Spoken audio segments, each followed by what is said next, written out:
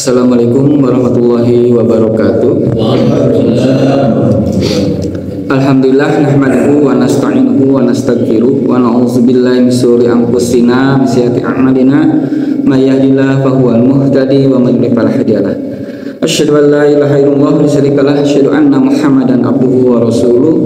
Allahumma shalli ala sayyidina Muhammad wa ala sayyidina Muhammad.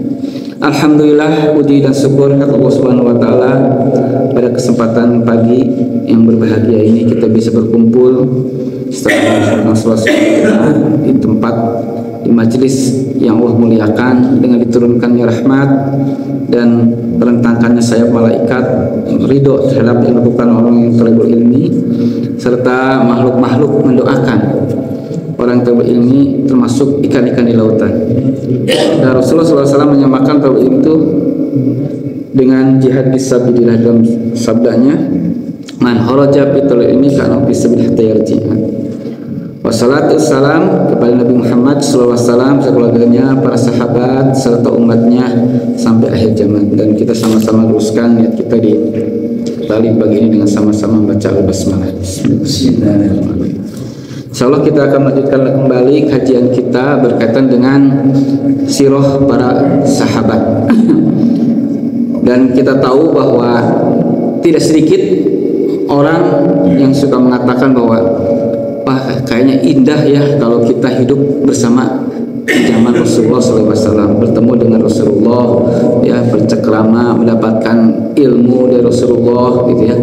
Itu juga pernah dikatakan oleh seorang tabi'in, gitu ya. Jadi seorang tabi'in itu di sini disebutkan ketika mengatakan di depan seorang sahabat Miqdad bin Aswad, alangkah bahagianya orang yang pernah melihat Rasulullah SAW, ya. Kami ingin menyaksikan apa yang kau saksikan dan menghadiri apa yang kau hadiri. Ingin ketemu Rasulullah, hidup di zamannya, ingin juga hadir di majlis Rasulullah. Tapi apa yang dikatakan oleh Al-Miqdad, seorang sahabat Rasulullah SAW, itu memarahinya.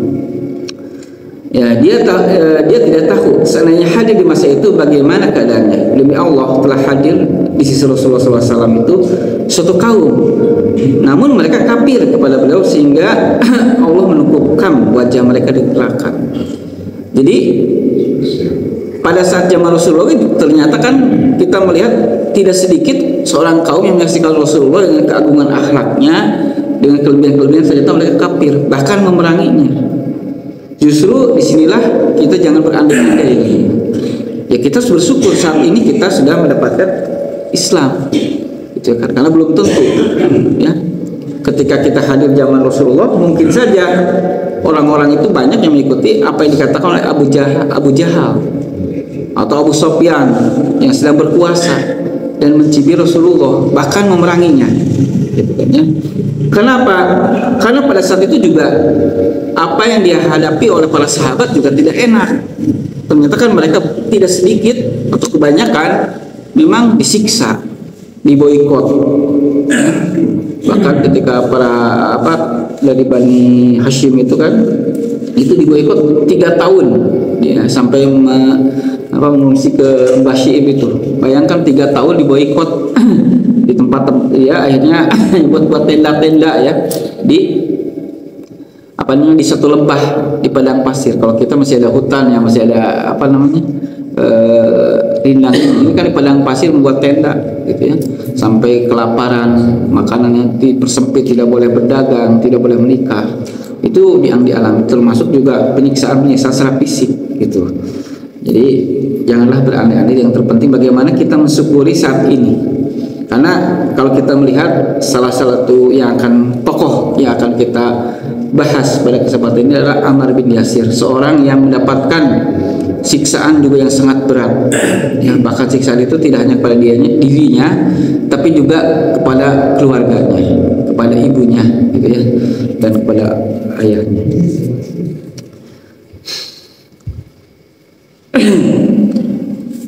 Dan di sini disebutkan bahwa Ammar bin Yasir itu adalah namanya lengkapnya adalah Ammar bin Yasir bin Amir bin Malik bin Kinanah bin Qais bin Wazim bin Salabah bin Auf bin Harisah bin Amir, ya. Jadi lahir tahun 570-an, ya. Jadi itu 500 Masehi ya.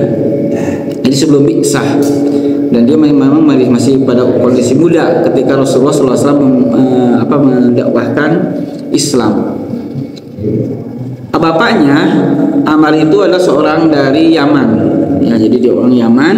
Dia mencari saudaranya yang hilang ke daerah Mekah ya, sampai akhirnya bertemu dengan Abu Huzaifah dari Bani Makhzum.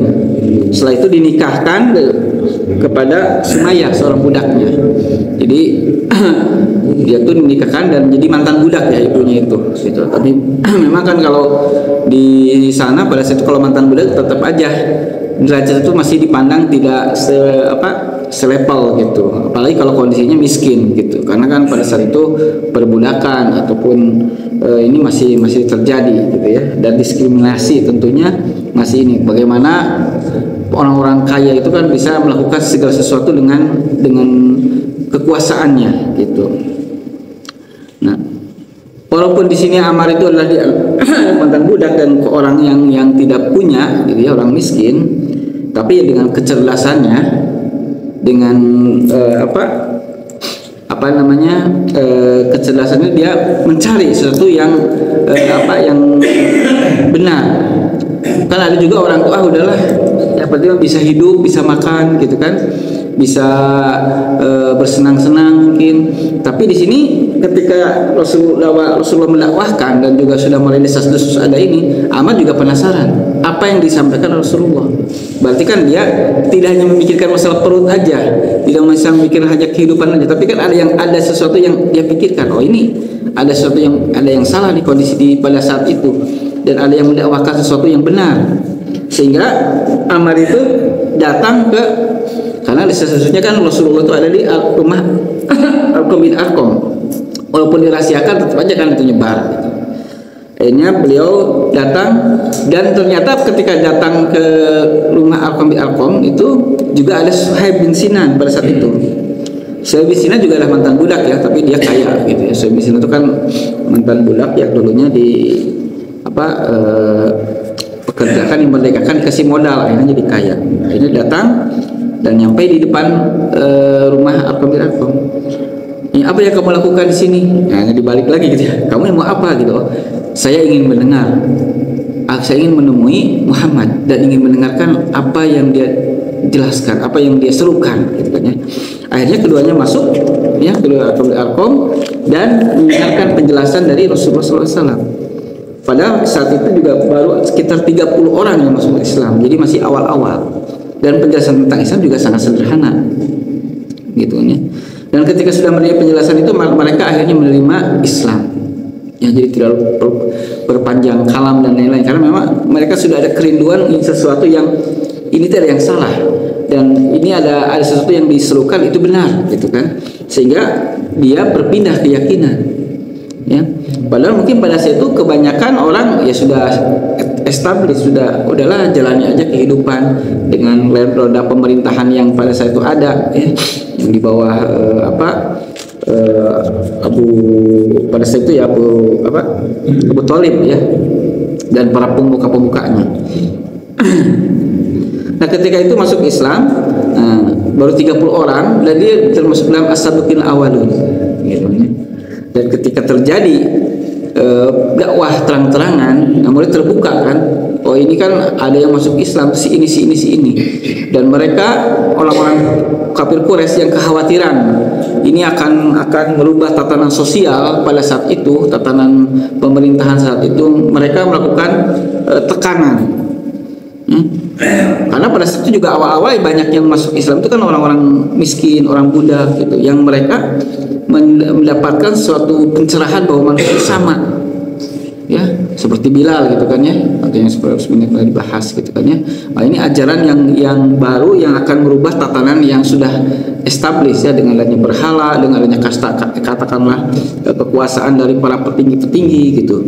Akhirnya melakukan penyiksaan, dan disiksanya sekeluarga ya, siksaannya sangat berat sekali di sini ya. Dan siksa itu kan tidak sekali, jadi kan tiap hari gitu ya, disiksa terus balikin lagi, siksa lagi. Seperti para sahabat itu tidak sekali nyiksa, dan mereka kan mengharapkan dengan siksaan itu akan kembali kepada ajaran mereka gitu kan ya, bukan untuk dibunuh, karena kalau dibunuh kan tinggal ditebas aja beres gitu. Tapi mereka menyiksa agar apa?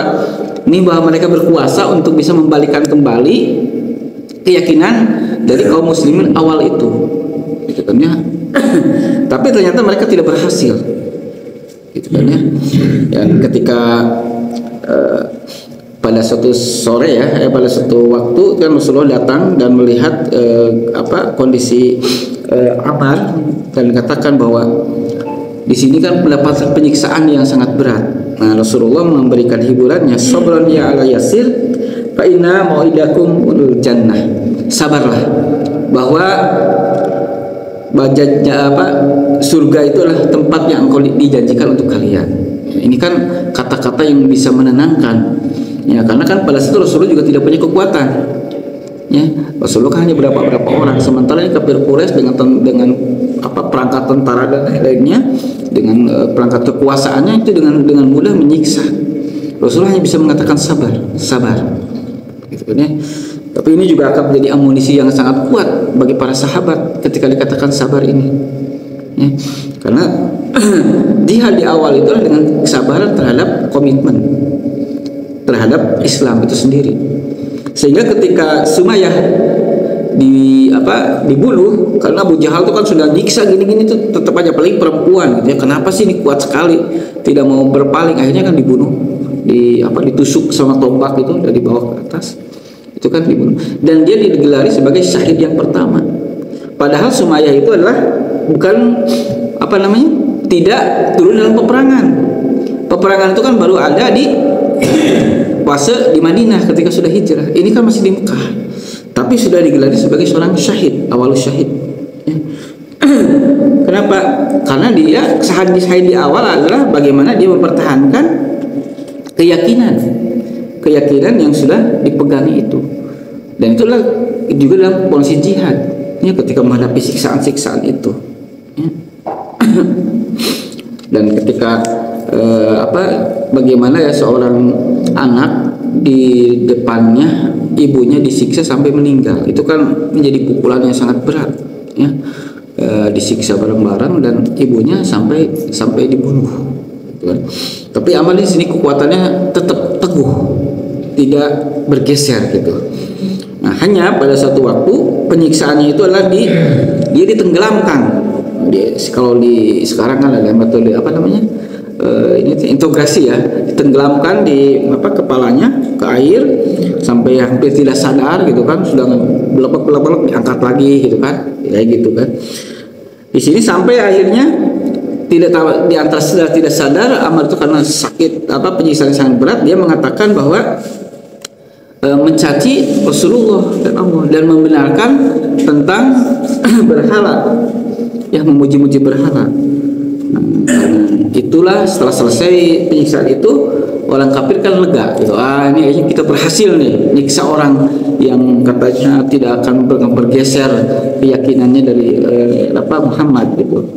Nah, ketika itu Ammar jadi drop lah, putus asa bahwa perjuangan saya jadi sia-sia, jadi kembali saya kuat menahan ini, ternyata sekarang akhirnya menyerah juga dengan mencaci Nabi Muhammad dan Allah, dan memuja-muja berhala, Hubalat dan Uja gitu kan. Sampainya drop. Kalau drop itu kan akhirnya kan mentalnya turun. Bisa yang bahasa ini ya bisa merubah ke fisiknya, yang tadinya kuat bisa jadi lemah gitu kan.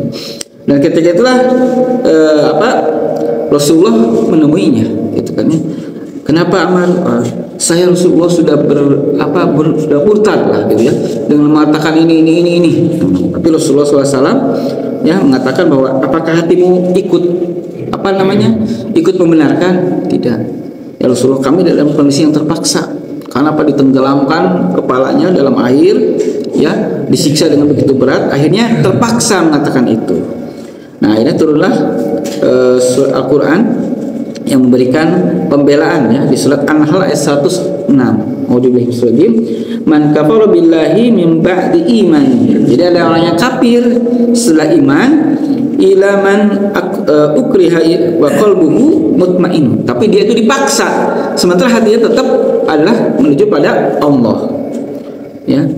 Mutmain bil iman walakin man saraha bil kufri sadron ya fa alaihim ghadabun minallahi wa lahum azabun azim. Nah, adapun orang yang kafir itu dengan hatinya yang dia menerima ya lapang bahwa benar gitu ya. Karena juga yang mengatakan bahwa ini akidah sekarang ini yang paling benar gitu ya. Sebelumnya Islam itu salah dan lain-lain. Dia kafirnya itu dengan sadar gitu. Maka dia akan mendapatkan murka Allah ya, dan azab yang pedih ya, azab yang besar. Sementara tadi orang terpaksa ya, tapi hatinya masih tenang, maka itu diampuni oleh Allah gitu kan, ya.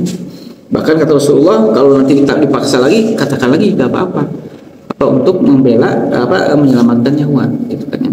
Nah, ini kalau kondisi orang-orang yang dipaksa, berbeda dengan orang-orang yang bahkan dengan bangga ya. Kan kita juga suka mendengar ya, bangga bahwa inilah petunjuk yang mendapatkan petunjuk yang ini, sementara Islam ini ya. Nah, itu akan ditunggu ya, akan mendapatkan murka Allah dan mendapatkan azab yang pedih. Sementara amal dalam kondisi yang sangat berat, siksa itu tidak. Sehingga apa yang dilakukan oleh kafir Quraisy itu tidak berhasil sebetulnya. Mereka sudah capek-capek menyiksa dan lain-lain, ketika apa yang dikatakan Ammar itu tidak menggugurkan keimanannya. Bahkan disebutkan dalam hadis tersebut, mengatakan keimanannya itu Ammar sampai pada tulang-tulang, sampai ke sumsumnya. Jadi sudah betul-betul meresap. Gitu kan ya, yang karena betul awalun, orang-orang awal yang membenarkan Rasulullah SAW. Dan Ammar ketika hijrah ke Madinah senantiasa mengikuti Rasulullah dalam berbagai peperangan ya. Dari mulai perang Badar, perang Uhud ya, perang Khandaq ya, sampai terus menerus itu senantiasa mengikuti peperangan. Dan beliau itu dianggap sebagai seorang yang jadi parameter ya, karena ketika suatu saat Ammar itu bersair ya, ketika di membangun masjid itu ya, dia bersair dan dikritisi oleh para sahabat itu gitu kan ya. Ketika itu dikatakan bahwa siapa yang memuji Ammar, ia akan dimuji Allah, dan siapa yang membenci Ammar, dia akan dibenci Allah gitu ya. Bahwa jadi apa yang dikatakan Ammar itu memang dibenarkan oleh Rasulullah, sehingga para sahabat juga tidak berani untuk berselisih. Karena suatu saat Ammar itu pernah juga berselisih dengan Khalid bin Walid. Nah, ketika dikatakan bahwa ada sabda seperti itu, Khalid bin Walid juga ini minta maaf karena apa yang dikatakan Ammar itu selalu benar ya. Bahkan pada saat itu tembok yang sedang dibangun itu runtuh kan, dan menimpa pada Ammar. Yang dikatakan bahwa Ammar meninggal. Enggak, Ammar itu kata Rasulullah akan dibunuh oleh orang-orang yang durhaka. Ya, itu yang akan menjadi landasan nanti ketika beliau meninggal gitu.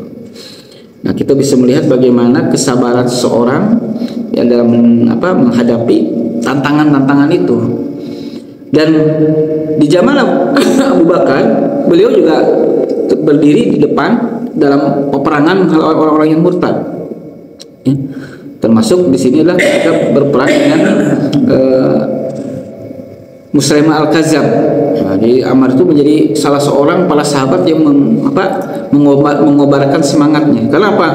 Pada saat itu Musailamah Al-Kadzdzab itu tentaranya sangat banyak, dan sudah berkali-kali tentara Islam itu berperang, dikirim pasukan-pasukan itu kalah terus. Ya, terakhir kan yang bisa menang itu yang dipimpin oleh Khalid bin Walid. Tapi kan korbannya juga banyak. Ya. Dan di sana juga bercampur antara orang Islam yang sudah kuat, para sahabat, para hafiz Quran, dan orang Islam juga yang masih baru dan masih ada keraguan-keraguan. Wah, ini bisa jadi nabi palsu yang bisa menang nih misalnya. Ya. Nah, disinilah fungsi para sahabat yang awal yang kuat itu akan menguatkan keimanannya dengan kata-kata. Karena kalau tentara itu kan bukan hanya masalah senjata, tapi kan semangat tempur. Kalau senjatanya hebat, komplit, dan kalau semangat tempurnya sudah jatuh, sudah kalah. Ini kan kita bisa melihat di perang modern itu kan ketika Vietnam Selatan dengan Vietnam Utara ya. Ketika tentara Amerika sudah menarik dari Vietnam, itu kan tentara Vietnam tuh banyak, tentara Vietnam Selatan itu peralatannya canggih, gitu. Tapi kan semangat tempurnya jatuh, sehingga ketika diserang itu runtuh. Atau juga ketika Taliban ya dengan tentara Afghanistan, ketika Amerika menarik diri, tentara Taliban Afghanistan yang peralatan canggih-canggih juga semangat tempurnya runtuh, ya sudah kalah dalam beberapa hari. Nah ini juga sama, ketika menghadapi tantangan itu yang paling mendasar salah satunya adalah bagaimana semangat tempur itu, dan ini kan yang menggelorakan salah satunya adalah Ammar. Di sini ada dikatakan oleh anaknya ya, aku melihat ayahku Amir di perang Yamamah berdiri di atas sebuah batu, kemudian berseru, hai kaum muslimin, apakah kalian lari dari surga? Kemarilah, kemarilah mendekat kepadaku, aku Ammar bin Yasir, kemarilah. Aku melihat telinganya nyaris putus, terpapas senjata musuh dalam perang itu. Itu kan dalam kondisi yang terluka, dia masih semangat untuk terus menggerakkan semangat, sehingga itu semangat para pejuang Islam itu pada saat itu naik ya, karena tekanan tentara Musailamah al-Kadzdzab itu sangat besar ya, sampai akhirnya bisa dikalahkan dan bisa dibunuh ya oleh Wasyi yang namanya Musailamah al-Kadzdzab itu. Nah di masa Khalifah Umar, beliau itu diangkat menjadi gubernur ya di Irak, ya, mengganti Sa'd bin Waqqas, dan digaji besar. Ya di sini disebutkan ini 6.000 dirham, 24 juta ya, mungkin besar pada saat itu ya, kayak gubernur gitu kan, yang bekas Persia ya. Namun inilah bagaimana orang yang sudah ditempa di awal dengan kesederhanaan, dengan keimanan, dia tetap kondisinya sederhana, gitu kan ya. Bahkan disebutkan di sini beliau itu kan beli sayur, ngangkat sendiri ya, gajinya itu banyak disedekahkan. Nah ini kan berbeda dengan sekarang ya, kan banyak yang hidupnya sengsara waktu mudanya, waktu ini gitu ya. Setelah menjabat ya kegoda juga gitu ya untuk korupsi ya, kegoda juga untuk mengambil uang uang negara ataupun uang masyarakat. Tapi ini para sahabat-sahabat ini karena keimanannya tadi disebutnya udah sampai ke tulang sumsumnya, disebutnya Rasulullah ya, walaupun digoda dengan harta yang besar pun dia tidak bergeming ya, kuat gitu ya. Seperti Abu Ubaidah itu kan yang sebelah kita bahas, bagaimana dia menguasai Syam, merupakan suatu provinsi paling kaya di Romawi Timur gitu, tapi kehidupan rumahnya seperti itu. Begitu juga Ammar menguasai Persia ya, Persia itu kan salah satu super power pada saat itu yang akhirnya jatuh ke tangan kaum muslimin, dan dia jadi gubernur di sana, dia hidup tetap sederhana ya. Ini memang sangat jarang mungkin ya kita hidup biasa-biasa aja, pas suatu saat sudah menjabat, lihat uang miliaran, yang triliunan, emas batangan dan lain-lain, mungkin bisa tergoda dengan ujian-ujian seperti apa. Ini mereka sudah imannya sudah sampai ke tulang sumsumnya, jadi istilahnya tidak berubah walaupun sudah bagi jabatan gitu kan ya. Dan karena tujuannya juga bukan untuk dunia, betul-betul untuk mengabdi kepada Islam, pada Allah, walaupun dia jabatannya mau jadi prajurit di perang, mau jadi gubernur gitu kan, karena betul-betul visinya orientasinya surga. Tadi kan surga gitu. Kalau misalkan uang yang miliaran triliunan masih dikit ya dibandingkan kalau kita dengan kenikmatan surga ya. Katanya uang triliunan itu tidak akan habis 7 turunan, ternyata kan 1 turunan juga bisa habis itu gitu kan, bisa hilang ya. Kalau misalkan susah kebakaran aja uang yang ditimbunnya atau banknya bangkrut gitu kan, atau usahanya bisa dengan usaha raksasa besar juga bisa bangkrut ya. Tapi ketika kenikmatan surga itu jelas sesuatu yang akan langgeng ya, yang akan didapatkan ya, sampai kepada zaman Utsman dan zaman Ali ya. Di sini ada beberapa keistimewaan yang dikutip ya dari Ammar bin Yasir. Yang pertama adalah bagaimana ini kekuatan satu keluarga. Nah, jadi kan kita diingatkan kembali kasus ketika tukang sisir ya, Siti Masitoh itu kan tukang sisir Fir'aun ya, yang sudah masuk Islam pada saat itu. Ini kan suaminya sampai dipasak gitu kan ya. Begitu juga anaknya, sampai beliau sendiri. Ini kan satu keluarga itu kompak untuk mempertahankan akidahnya. Kan biasanya kalau suatu keluarga itu kan digoda melalui kadang-kadang dari suaminya, kadang-kadang dari istrinya, kadang dari anaknya. Yang korupsi aja kan, kenapa korupsi? Ini karena tuntutan dari istri. Yang ini kalau korupsi ini karena tuntutan dari anak, ingin hidup mewah dan lain-lain. Sebenarnya gajinya cukup ya, tapi karena anaknya gaya hidupnya ingin tinggi, akhirnya dia terus minta-minta, atau mungkin tuntutan istrinya, atau mungkin juga suaminya. Ini kan setan itu kan sengaja ngelewati, oh ini lewat ini. Nah, tapi di sini Ammar dan orang tuanya kompak ya, sehingga disebutkan ala Yasir ya, kepala Rasulullah itu satu keluarga. Ini menjadi contoh bahwa bagaimana kita memupuk suami, istri dan anak itu dalam satu visi dalam Islam ya. Karena kalau salah satu orang jebol aja ya, itu kan bisa merusak stabilitas keluarga gitu kan ya. Ketika dapat ujian ya, bagaimana kita melihat ya begitu rentannya di masyarakat ya. Kenapa sih terjadi perceraian?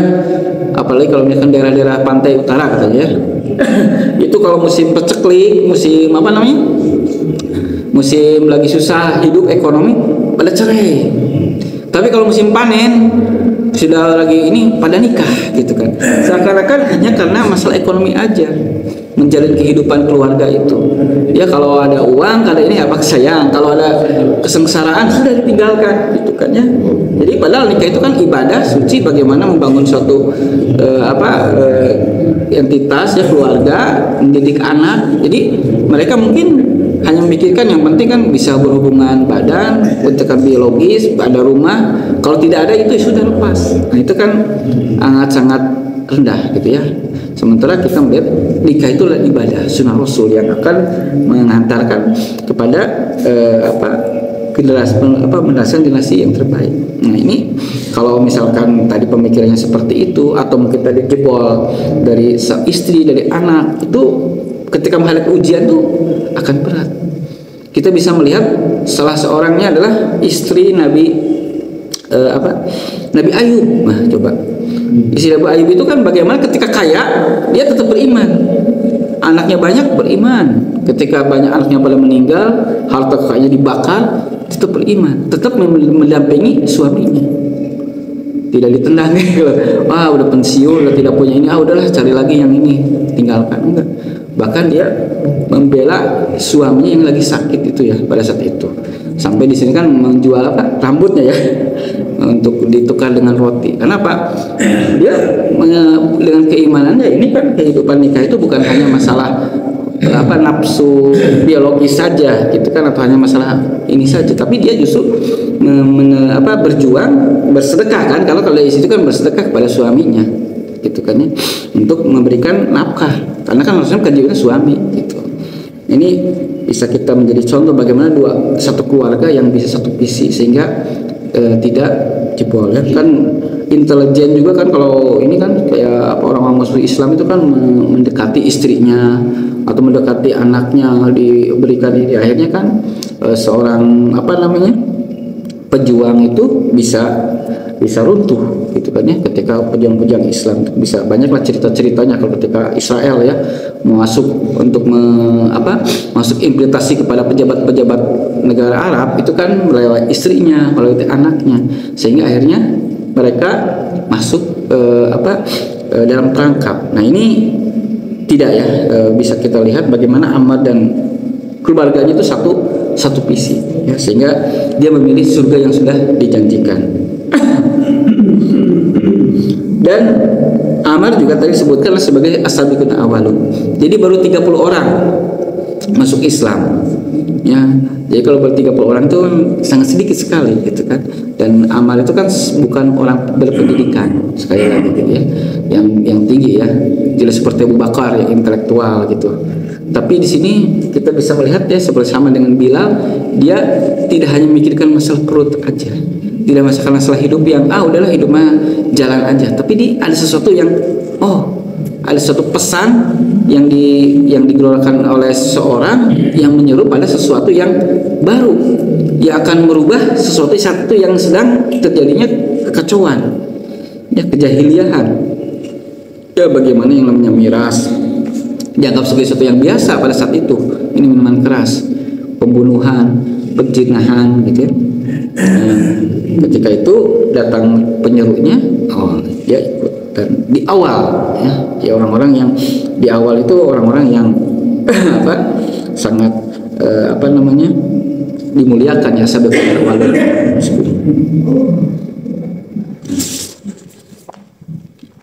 Nah, terus juga di sini ada satu kisah juga dalam ini. Jadi Ammar itu ditolong oleh Rasulullah SAW ketika disiksanya dibakar. Jadi isinya bermacam-macam ya, udah di pasir, di ini sampai tenggelam. Di sini juga dibakar, pernah dibakar. Nah, di sini Rasulullah SAW mendoakan ya bahwa wahai api, mendinginlah dan menjadi keselamatan bagi Ammar sebagaimana kamu dahulu menjadi dingin dan selamat bagi Nabi Ibrahim. Dan akhirnya tidak merasakan panas. Nah, ini mujizat. Jadi Rasulullah SAW itu kalau dibaca dalam siro-siro, mujizat para nabi yang terdahulu itu ada semua di Rasulullah gitu ya. Salah satunya mendinginkan api. Jadi kalau kan Nabi Ibrahim mendinginkan api ketika beliau dibakar. Nah, ini Rasulullah mendinginkan api ketika Ammar dibakar, disiksa. Karena penyiksaannya itu di luar nalar ya. Ada yang pakai besi panas, ada yang dibakar, ada yang pakai tindih batu, yang ditenggelamkan ke air, wah bermacam-macam itu. Nah di sini Rasulullah SAW memberikan pertolongan dengan mendoakan, dan akhirnya Ammar bin Yasir itu tidak meninggal gitu. Terus selanjutnya juga Ammar bin Yasir itu kelebihannya adalah sudah diberikan nubuat ya, kabar misalnya, kabar dari Rasulullah SAW tentang sesuatu yang akan datang. Jadi dalam satu hadisnya Rasulullah SAW mengatakan bahwa ikutilah Abu Bakar dan Umar setelah kematianku nanti, dan ambillah petunjuk Ammar sebagai pelajaran. Jadi Rasulullah juga sudah memberikan satu kisi-kisi. Nah jadi Rasulullah kan beliau juga seorang manusia, ya beliau akan wafat. Jadi Rasulullah sudah memberikan satu ancang-ancang nih, nanti nih yang akan ikuti ini, dan salah satunya yang diberikan satu legitimasi itulah Ammar bin Yasir. Kan kalau Quran ikuti ini Abdullah, Ubay misalkan ya. Nah, sehingga kan ketika Rasul wafat juga ini jadi standar gitu kan ya. Nah, ini juga Ammar juga termasuk yang diberikan legitimasi tentang petunjuk ya. Jadi berarti kan Rasulullah sudah sangat percaya ya, sampai tadi dikatakan imannya juga sudah sampai ke sumsumnya gitu kan ya. Jadi kan seorang guru itu kan tahu kemampuan murid gitu. Nah, ini Rasulullah kan seorang guru yang hebat ya, pasti tahu muridnya sahabat itu siapa, yang ini jagonya ini, kelebihannya ini, kekurangannya ini. Sehingga itu memberikan satu kabar bahwa si inilah nanti yang akan salah satu yang akan dipakai sebagai rujukan ya.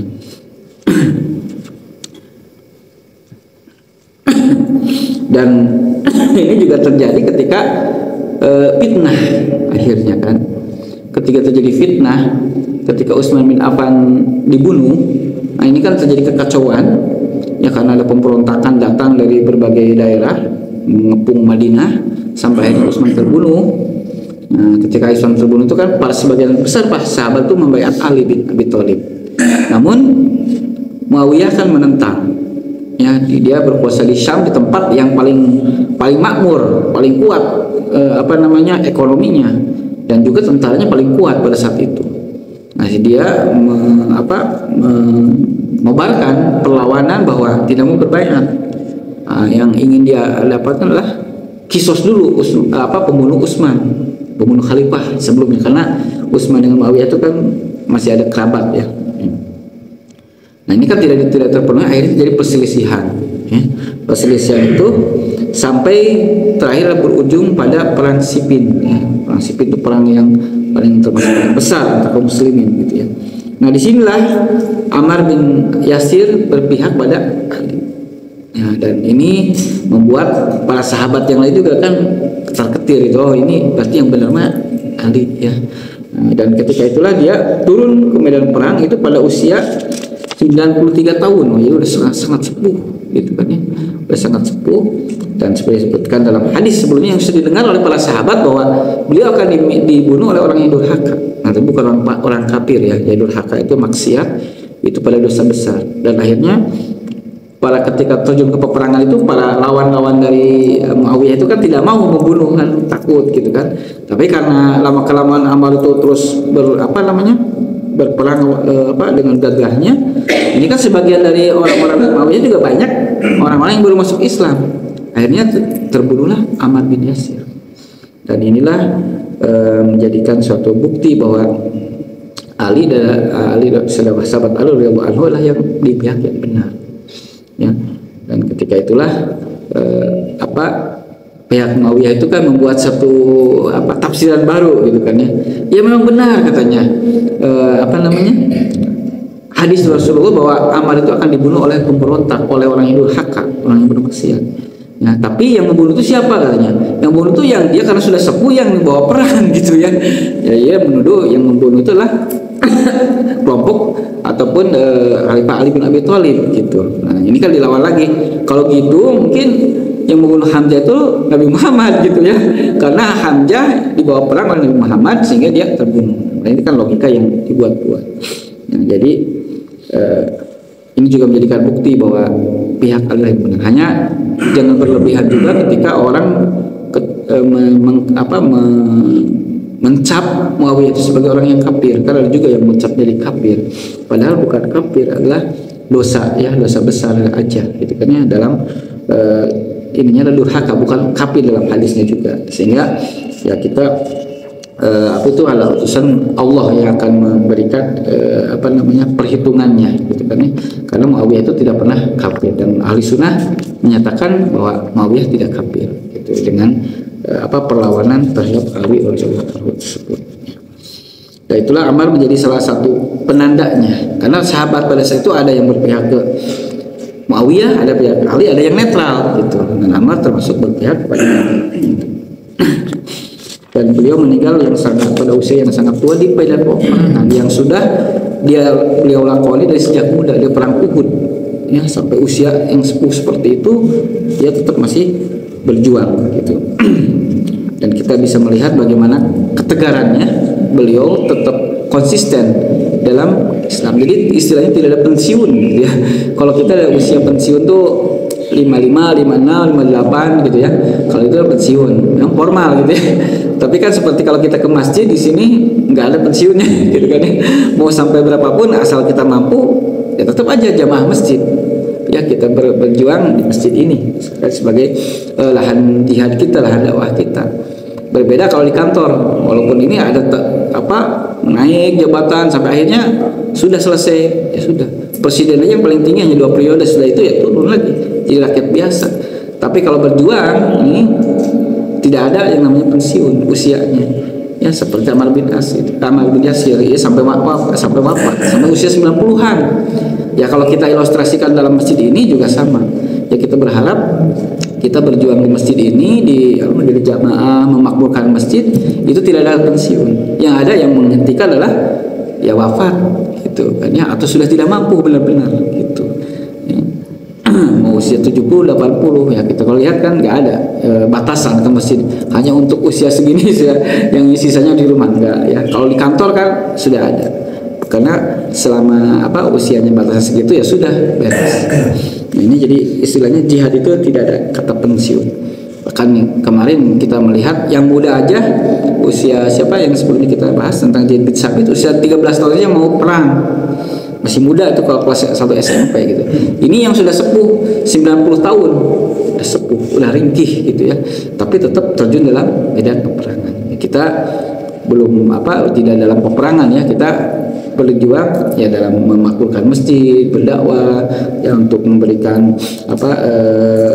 hal-hal yang terbaik pada masyarakat. Nah, ini kan tidak seberat apa yang dilakukan oleh para sahabat ya, sehingga dikatakan wah kalau zaman Rasulullah kayaknya lebih enak. Nah juga gitu kan, berat juga gitu kan, dan bisa jadi orang itu tidak percaya pada Rasulullah. Yang kita patut syukuri saat ini aja bahwa kita memang dalam kondisi Islam dan kita yang terbaik apa yang dilakukan ya, dan tidak ada kata pensiun, sehingga kita bisa menginikan pensiun kita itu akhirnya lah ketika dipanggil oleh Allah. Yang dikatakan seperti para sahabat kan di sini masuk Ammar bin Yasir kan merindukan akan ketemu dengan Rasulullah dan para sahabat-sahabat yang telah syahid terlebih dahulu, telah wafat terlebih dahulu. karena di beliau adalah termasuk sahabat yang terakhir wafatnya, ya kan. Di zaman Ali itu kan tinggal sedikit gitu, apalagi zaman Umayyah ya kan, banyak yang sudah wafat itu kan. Abu Bakar, Umar juga sudah banyak yang wafat ya. Demikian bisa saya sampaikan, mudah-mudahan kita bisa mengambil ibrahnya dari perjalanan Ammar bin Yasir, seorang yang sangat kokoh kuat ya dengan keluarganya menghadapi ujian-ujian, dan kita bisa melihat bahwa ujian saat ini mungkin jauh sekali lebih ringan daripada yang dialami oleh para sahabat. Jadi kita jangan sampai merasa aduh berat ujian hidup tuh ya, kayaknya ini ternyata kan para sahabat jauh lebih berat ya. Kenapa mereka bisa menjalaninya? Tentunya adalah tadi dengan keimanan, dengan keyakinan ya kepada Allah, sehingga apa yang diujikan itu bisa dilalui dengan baik. Demikian yang sampaikan, ini bisa dilanjutkan kalau ada yang perlu didiskusikan.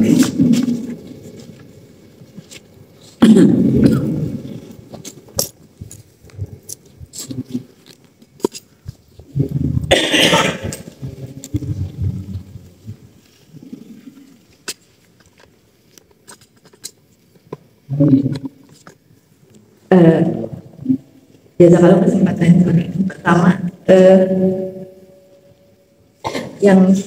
yang saya pribadi dengar gitu ya tentang kisah penyiksaan ini kan, selain keluarga Ammar bin Yasir, keluarga Yasir lah gitu ya, juga Bilal gitu kan. Apakah memang sebetulnya ada yang lain gitu, banyak gitu sebetulnya yang disiksa gitu, kemudian juga penyebabnya sebetulnya apakah karena memang hanya ingin mencoba merubah agar mereka pindah dari Islam gitu ya, itu sebetulnya yang pertama. Jadi sebetulnya apakah masih banyak sebetulnya kisah-kisah yang lain. Yang kedua,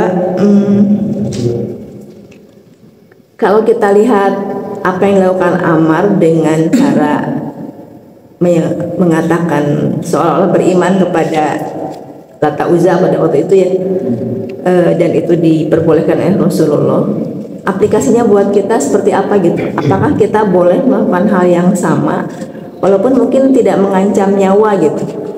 Misalnya mungkin mengancam pekerjaan misalnya kalau melakukan apa nanti dikeluarkan. Jadi kan karena kan level keimanan seseorang berbeda-beda ya. Kita misalnya kalau Ammar mungkin ketika yang mengancam nyawa barulah dia melakukan hal seperti itu gitu.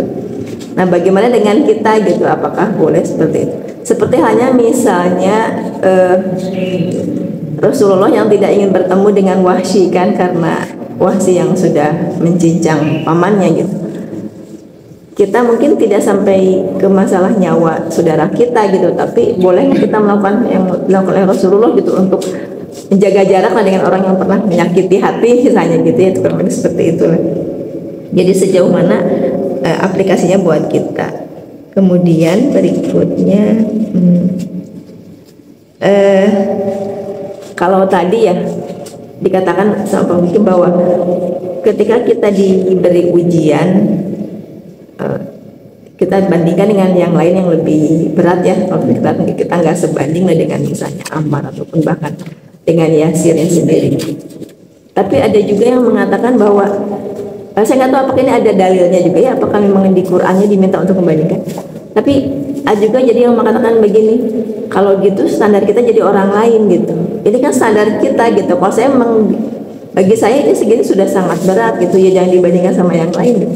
Jadi sebetulnya seperti apa kita harus menyikapi ujian gitu ya. Apakah memang betul ketika melihat orang lain aja bisa, saya pasti bisa gitu, atau sebetulnya ya tetap saja berbeda sebetulnya. Yang terakhir mungkin kalau kita lihat Rasulullah hanya mendoakan Ammar, bersabarlah nanti akan diberi surga gitu.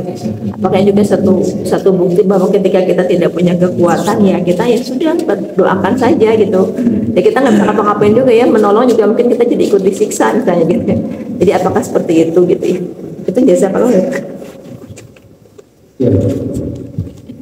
Yang pertama, jadi setelah dakwah terang-terangan itu kaum kafir Quraisy kan bersepakat di situ, ada di kalau kita lihat di Darun Nadwah akan mengembalikan kaum-kaum yang sudah masuk Islam pada saat itu. Dan mereka itu kan yang antara klan-klan gitu ya, maksudnya Bani-Bani. akhirnya mereka akan kembali ke bani-bani dia untuk mengembalikan orang-orang yang masuk Islam. Nah, orang-orang yang masuk Islam itu yang bisa dikembalikan orang-orang yang dalam kekuasaannya atau orang yang tidak punya perlindungan. Ya, kalau yang dalam penguasaan seperti Bilal. Bilal kan ada di Umayyah bin Khalaf. Berarti kan dia yang menyiksanya Umayyah bin Khalaf yang bertanggung jawabnya gitu kan. Ada juga yang dia itu di Bani Makhzum ya. Apa Bin Yasir kan bukan budak, tapi dia itu kan miskin. Tapi dia ada dalam tetap kalau di apa kalau kita waktu-waktu di awal gitu, setiap orang itu ada afiliasinya. Jadi tidak mungkin dia itu sendiri. Dia afiliasinya kemana nih? Ke Bani Hashim, ke Bani Makhzum, ke Bani Adi, atau ke Bani Umayyah misalkan. Semua ada. Nah, yang bertanggung jawab untuk menyiksa itu petinggi-petingginya itu. Ya, mau budak ataupun tidak budak. Nah, yang tidak budak biasanya yang lemah. Ya, kalau misalkan seperti Abu Bakar, nah itu kan Abu Bakar itu adalah seorang petinggi kan, orang terhormat. Ya. Jadi Abu Bakar mah tidak bisa ada yang menyiksa. Tapi kan seperti dalam satu hadis katakan, saya juga ingin merasakan disiksa gitu kan, dipukul-pukul pakai sendal gitu kan. Ada satu itu sama sama orang-orang. Tapi ketika katakan itu Abu Quhafah, petinggi lah gitu. Akhirnya kan tidak dilanjutkan gitu. Tapi hanya orang pada saat itu memukuli Abu Bakar gitu. Nah, jadi hampir semua pada saat itu orang-orang yang lemah itu kena. Ya. Tapi kalau seperti Utsman bin Affan itu tidak ya, tidak punya ini. Tapi kalau misalkan ada juga yang di bawah anaknya ya, seperti siapa? Abu Huzaifah sama siapa yang anaknya Suhail bin Amr itu kan tetap juga disiksa sama bapaknya, dikurung kan. Nah, jadi yang bertanggung jawab itu adalah bani-baninya ataupun kalau dia petinggi ya orang tuanya. Ya, seperti itu. Sehingga kan ada dikatakan dalam satu ayat itu am hasibun an tadkhulul jannah walama ya'tikum masalul khalau min qablikum masakumul ba'sa wad dharra wa jutul hatta yaqula rasul walladzina amanu mata nasrul ala inna nasrul qarib. Jadi hadisnya itu kan dulu bangsa dulu itu ada yang digergaji, dibakar tapi tetap beriman. Nah, tadi nyambung dengan apa yang dikatakan kita punya standar sendiri.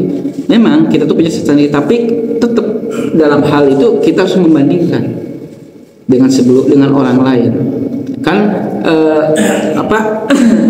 kita tuh kan mengikuti jejak-jejak sebelumnya. Jadi ketika mengatakan bahwa Allah itu qad kana fi Rasulullah uswatun hasanah. Jadi Rasulullah uswahnya kan. Rasulullah itu banyak diceritakan tentang kejadian Nabi Ibrahim, Nabi Musa. Kenapa? Kata sampai disebutkan dalam ayat itu dalam tafsir itu tasliyah katanya, hiburan. Coba lihat tuh Nabi Musa menghadapinya itu Fir'aun, tentaranya lebih banyak, lebih kuat gitu kan. Qomah menghadapi kafir Quraisy yang itu tentaranya lokal gitu. Sampai dikisahkan seperti itu. Itu untuk menjadikan pembanding gitu. Bahwa Fir'aun sebagai raja dunia dengan kekuatan yang besar saja bisa diruntuhkan oleh Nabi Musa dengan pertolongan Allah. Engkau yang dihadapi itu orang-orang kafir Quraisy yang lokal, penguasanya penguasa lokal lah gitu. Allah juga akan menolongnya.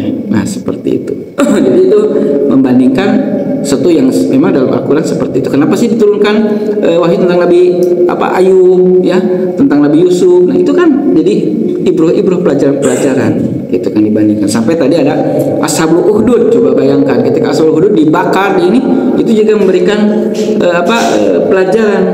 Zaman dulu ada yang sampai dibakar, diparit-parit seperti itu. Nah, jadi itu hampir semua para sahabat yang kondisinya lemah atau dia budak itu disiksa. Ya, ada yang juga yang dipanaskan. Kalau bin Arad kan ya, tukang pandai besi itu kan si besinya kan ditaruh di sini sampai ngegolak sini otaknya gitu kan ini. Jadi banyak sekali. Ini kalau kita lihat di kisah-kisah sahabat, orang-orang yang disiksa sahabat itu ya sangat berat-berat gitu. Dan terus ini juga tadi menjadikan kita mah belum apa-apa gitu ya. Dengan belum apa-apa itu kan kita harusnya berbesar hati. Sama seperti kita kalau sakit, asapang sakitnya ya pas ke rumah sakit gini kan, banyak pisan yang lebih sakit, lebih parah dari kita gitu. Ya, sehingga ini yang memberikan penguatan. Jadi janganlah kita sudah berpuas diri atau jangan juga merasa paling susah gitu. Dan pada akhirnya yang disebutkan ketika para sahabat berbaitlah kepadaku, kata Rasulullah kan, mastata'tum. Nah, kata mastata'tum itu adalah sekemampuan kau. Itu sangat relatif sebetulnya, berbeda-beda. Ya. Dan bisa subjektif juga kan. Ya.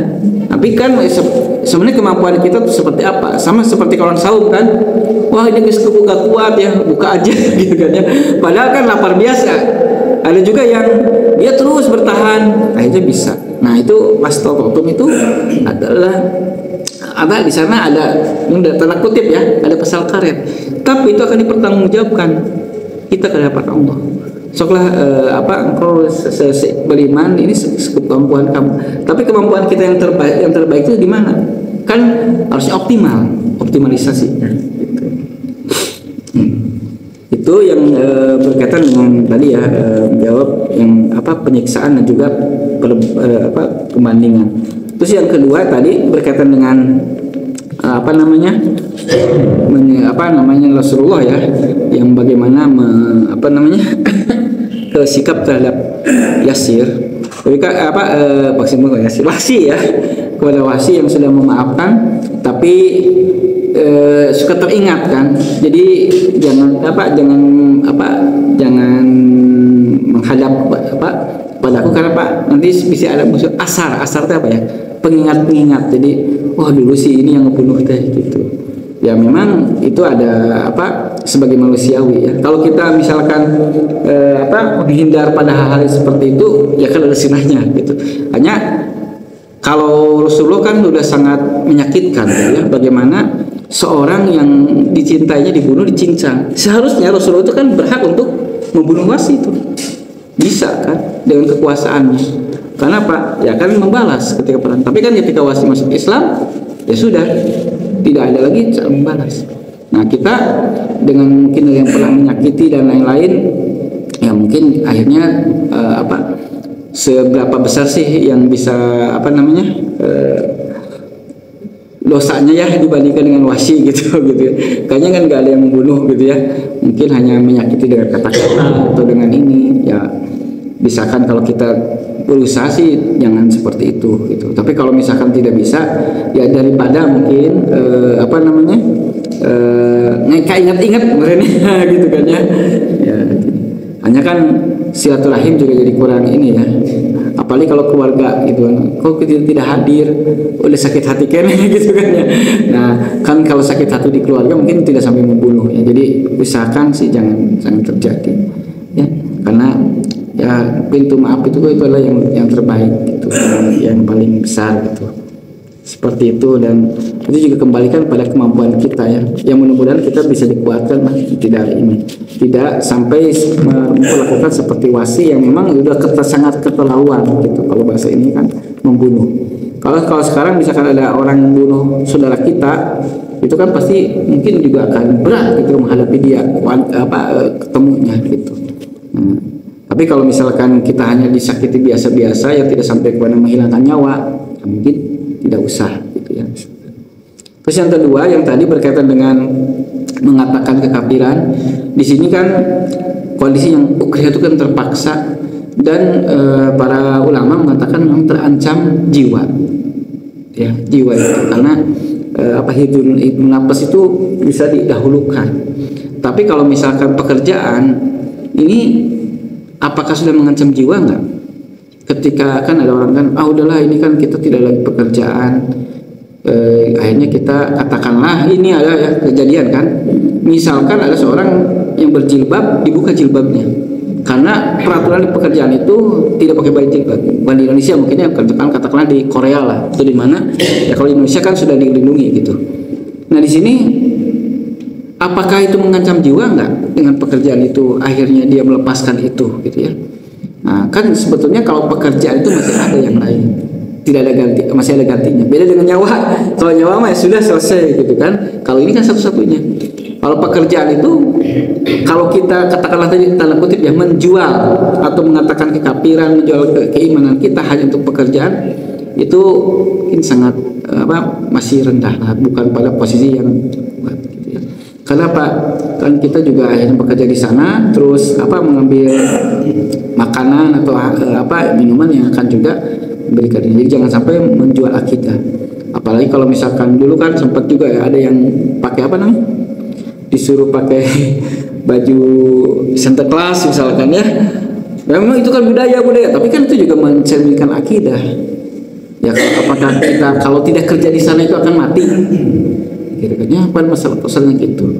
Kan kalau ini kan Ammar bin Yasir itu kalau tidak ini mati masalahnya. Gitu ya. Pemaksaan itu pada mengancam jiwa. Ya ketika kita dipaksa pakai golok, pakai ya mungkin pada saat itu bisa.